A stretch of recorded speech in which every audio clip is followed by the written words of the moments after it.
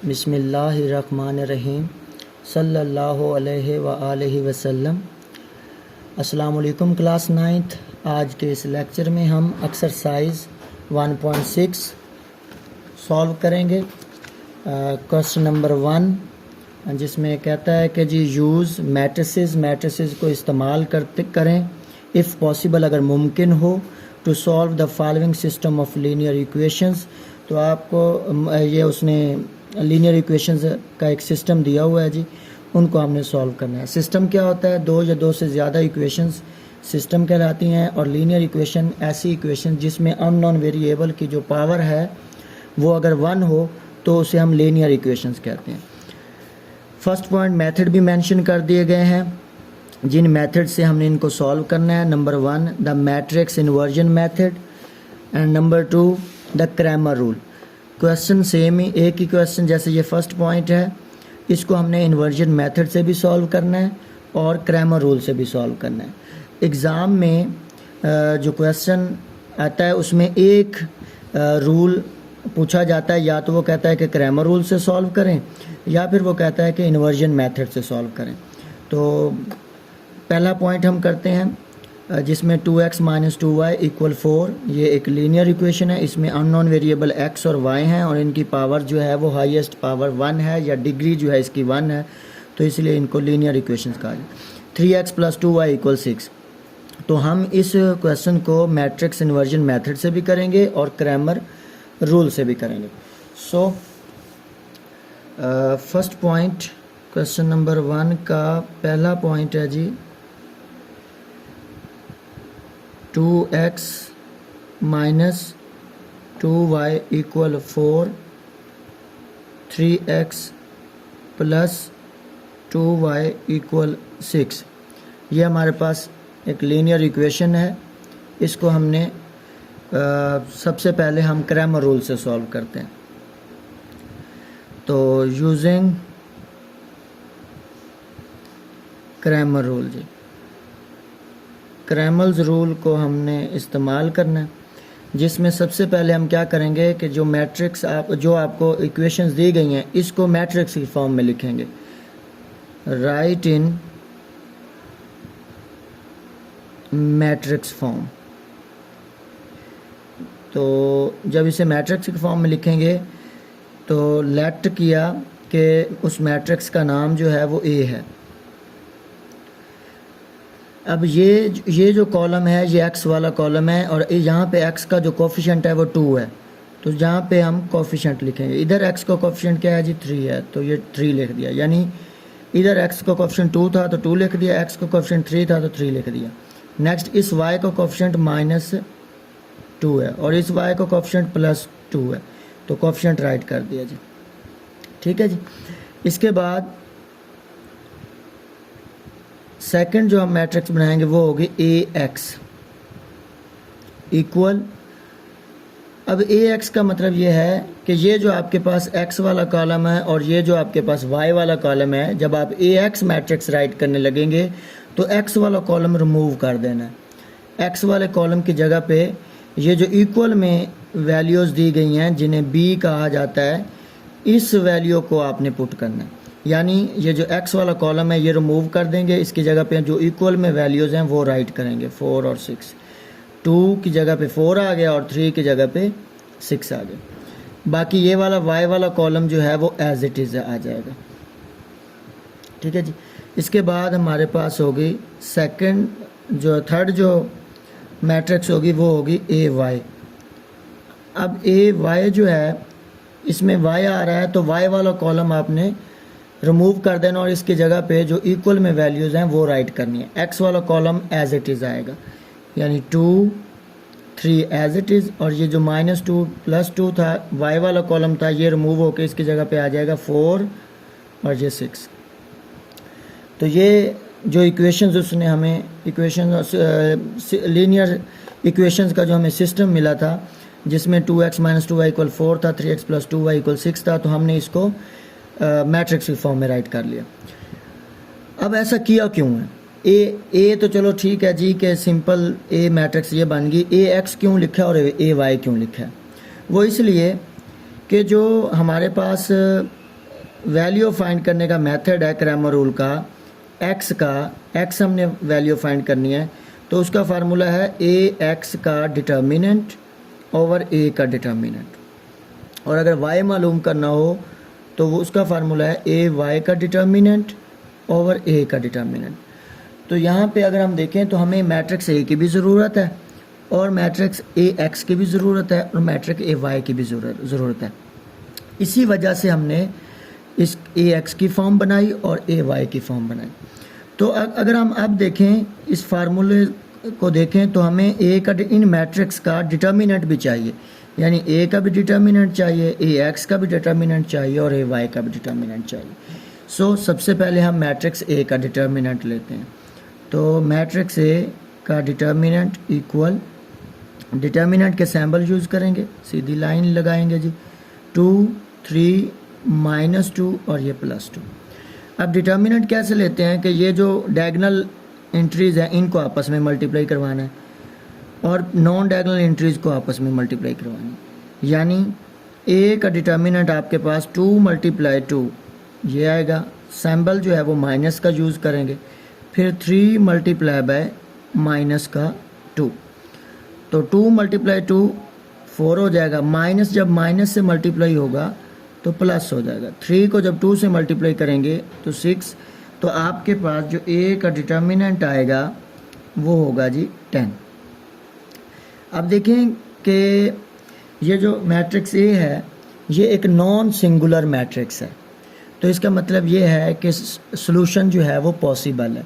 यानी अगर यहाँ पे आंसर जो है मैट्रिक्स ए का डिटर्मिनेंट लेते और आंसर 0 आ जाता तो इसका मतलब ये है कि ये सिंगुलर मैट्रिक्स है और सिंगुलर मैट्रिक्स का सॉल्यूशन जो है वो पॉसिबल नहीं है। वजह क्यों पॉसिबल नहीं है?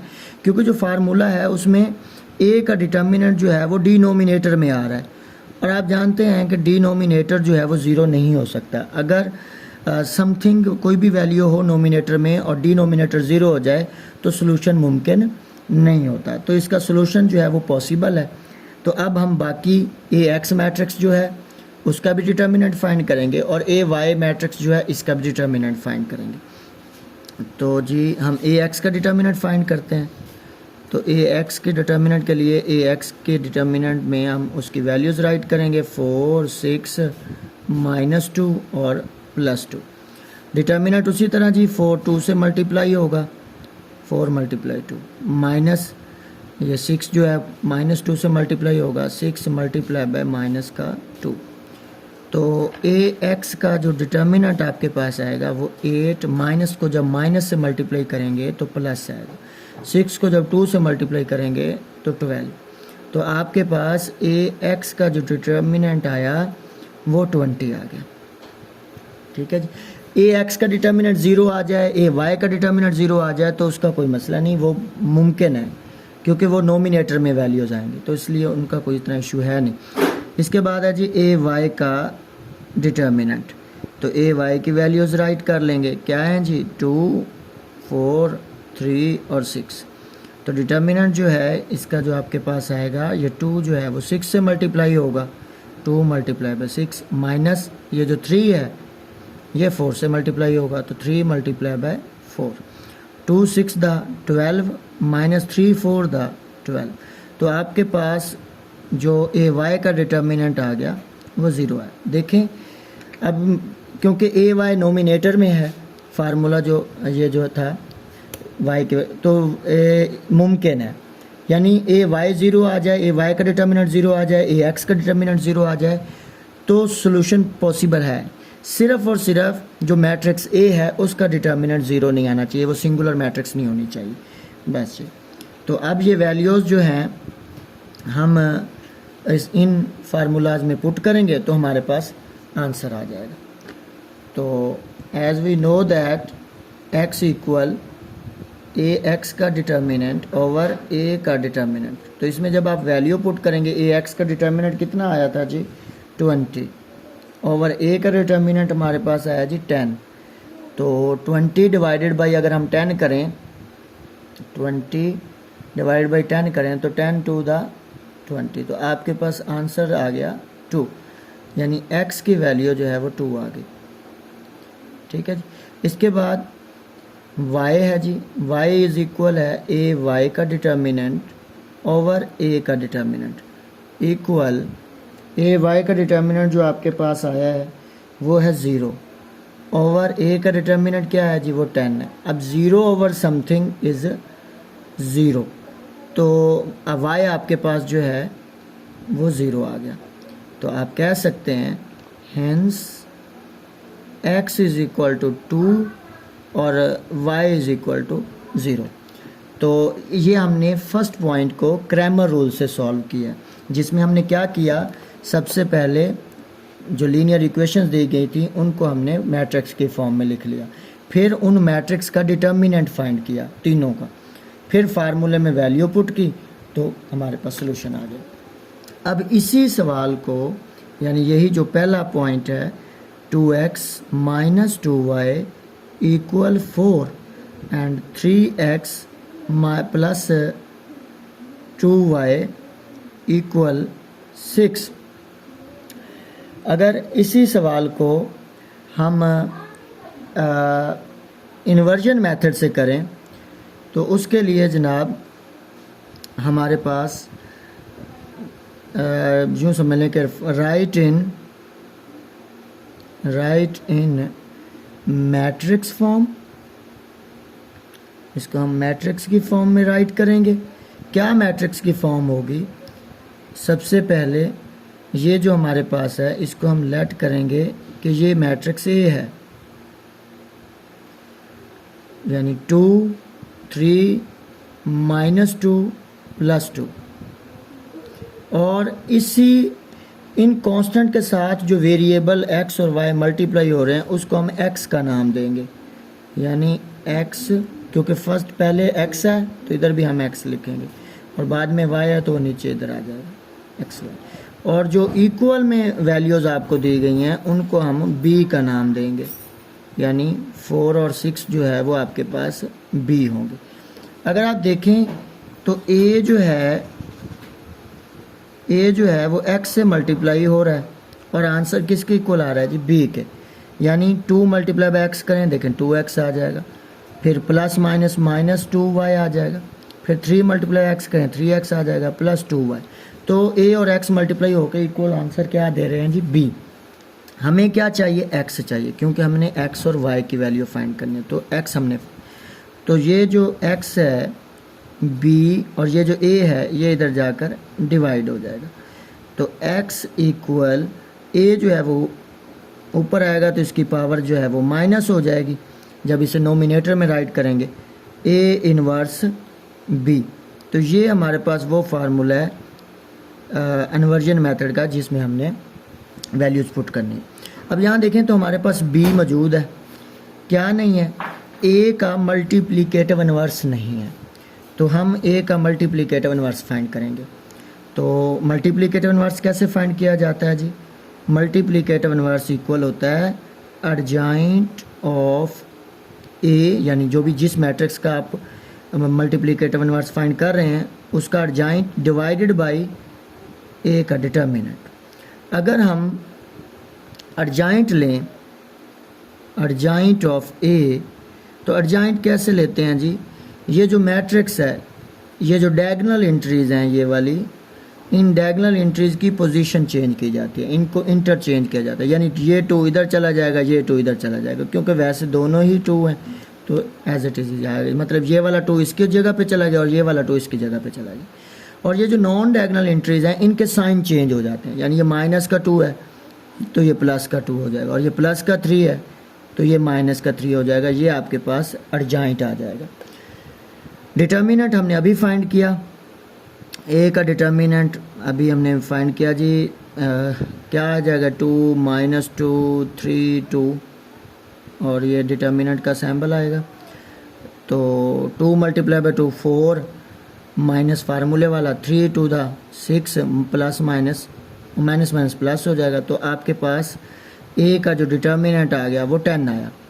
अब a का डिटर्मिनेंट जो 10 आया है और जो अर्जाइंट है वो इस फार्मूले में आपने वैल्यू पुट करनी है, तो आपके पास a का मल्टीप्लिकेटिव इनवर्स आ जाएगा। तो हम इसे लिखेंगे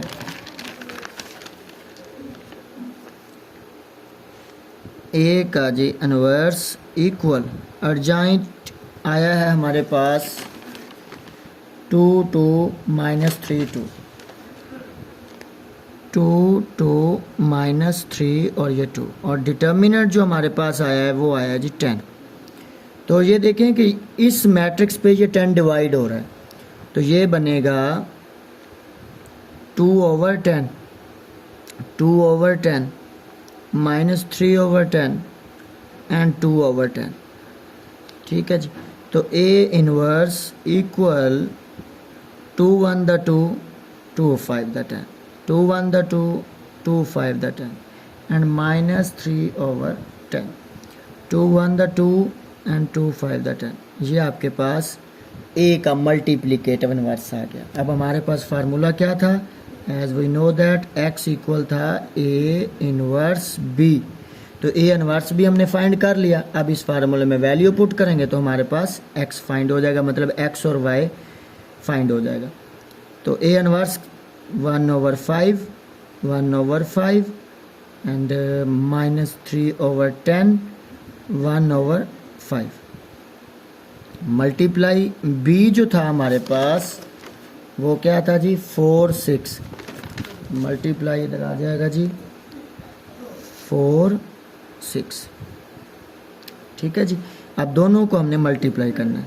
मल्टीप्लाई का प्रोसेस वही है जो हमने प्रीवियस लेक्चर्स में सीखा है कि first row first column, first digit first से मल्टीप्लाई होगा, यानी 1/5 मल्टीप्लाई बाय 4। साइन प्लस का इस्तेमाल होगा, ये वाला 1/5 मल्टीप्लाई बाय 6। तो ये ब्रैकेट क्लोज। अब ये second row first column -3/10 multiply by 4 plus 1/5 multiply by 6। अगर आप देखें तो ये सेकंड टर्म सेम आती हैं जी। ठीक है। तो 4 1 the 4/5 प्लस 6 1 the 6/5। अब यहाँ पे अगर हम देखें तो ये 2 पे कट रहा है, 2 2 the 4 2 5 the 10। तो 2 multiply by 3 6 minus as it is over 5 plus 6 1 the 6/5। तो जी आपके पास ये बनेगी 5 एलसीएम, क्योंकि फ्रैक्शन में हम वैल्यूज़ हैं और प्लस हो रही हैं तो एलसीएम लेना पड़ेगा। 5 एलसीएम आ जाएगा। डिनोमिनेटर और एलसीएम अगर सेम हो तो नोमिनेटर एज इट इज़ लिख दिए जाते हैं। तो इसका भी 5 एलसीएम आ गया, तो ये भी -6 + 6 और ये क्लोज हो गया। सो x जो था हमारे पास वो इक्वल था x और y, तो उसकी जगह पे हमने xy रिप्लेस कर दिया। 4 + 6 10/5 एंड 0/5। तो जी 10/5 2 आंसर आ गया, 0/5 0। तो आप देखें कि x के सामने क्या है जी 2 है, तो x 2 आ गया। y के सामने क्या है जी 0 है, तो y 0 आ गया। तो अब देखें दोनों का आंसर, दोनों हमने क्रैमर रूल से भी किया और इसको इन्वर्जन मेथड से भी किया। दोनों से आंसर जो है वो सेम है। क्रैमर रूल का जो आंसर आया था वो भी x 2 था, y 0 था, और जो इन्वर्जन मेथड से हमने इसको सॉल्व किया उसका आंसर भी x 2 है, y 0 है। मतलब ये हुआ, मतलब ये है कि आंसर दोनों का सेम आएगा क्योंकि इक्वेशन सेम है, सिर्फ मेथड चेंज है। अब इन्वर्जन मेथड में हमने क्या किया है, हमने सबसे पहले मैट्रिक्स की फॉर्म में इस इक्वेशंस को राइट किया, नाम ए दे दिया, जो वेरिएबल मल्टीप्लाई हो रहे थे उसको एक्स मैट्रिक्स का नाम दिया, और जो इक्वल में थे उसे हमने बी का नाम दिया। फिर देखा कि ए और एक्स मल्टीप्लाई होकर इक्वल बी आ रहा है, तो एक्स इक्वल ये जो ए था एक्स के साथ मल्टीप्लाई हो रहा था इधर आके डिवाइड हो गया, X equal A inverse B हो गया, यानी a⁻⁻1। अब हमें x फाइंड करना है यानी एक्स वाई, तो हमारे पास सिर्फ और सिर्फ b था, तो हमने सबसे पहले मल्टीप्लिकेटिव इनवर्स फाइंड किया। मल्टीप्लिकेटिव इनवर्स कैसे फाइंड करते हैं जी, अर्जाइंट a ओवर a का डिटर्मिनेंट, ये अर्जाइंट आ गया और ये हमारे पास डिटर्मिनेंट आ गया। सो वैल्यूज़ पुट की तो a इनवर्स आया, फिर x equal a inverse b था, a इनवर्स की वैल्यू b की वैल्यू दोनों को मल्टीप्लाई किया तो आपके पास ये सोल्यूशन आ गया जी। उम्मीद है कि आपको क्रैमर रूल और इन्वर्जन मेथड समझ आए होंगे। अगर कोई सवाल जहन में हो तो आप कमेंट बॉक्स में पूछ सकते हैं। थैंक यू जी, अल्लाह हाफिज़।